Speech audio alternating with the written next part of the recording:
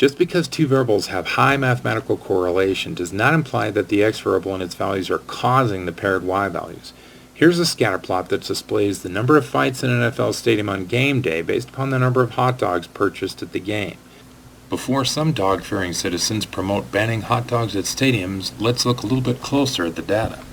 Let's talk about explanatory variables and response variables. We hope to show that x, the number of hot dogs purchased, is the explanatory variable and y, the number of fights at the stadium, is in response to hot dogs purchased. But this is not the case. Both of our variables are response variables. Can you think of what the explanatory variable is? If you said the cost of the hot dogs, well, you're wrong. But I don't think you said cost of the hot dogs. I think you realize that attendance at the game is the explanatory variable. In other words, and in other scatter plots, here's the likely cause and effect relationship. The more people that show up to the game, the more hot dogs that tend to be purchased. And the more people who show up to the game, the more yahoos there are who may get into altercations. And by altercation, I don't mean they took a week off to go to church.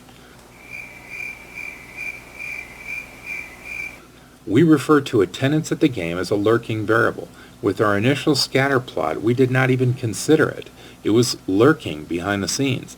And yet, with a little contemplation, we realized that it was likely the explanatory variable, and that both initial variables, number of hot dogs sold and number of altercations, were response variables to attendance size. One more scatter plot. Just look at that correlation coefficient. As the price of pork and beans goes up, temperature outside goes down. Oh man, that means that if we were having a heat wave, all we need to do is convince our local grocer to increase the price of pork and beans, thus causing the temperature outside to start dropping.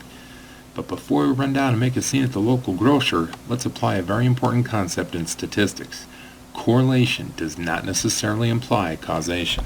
This data may be completely coincidental, or temperature may actually be the explanatory variable and price in response to it, such as eating beans may be more common in colder weather than in hot weather or vice versa.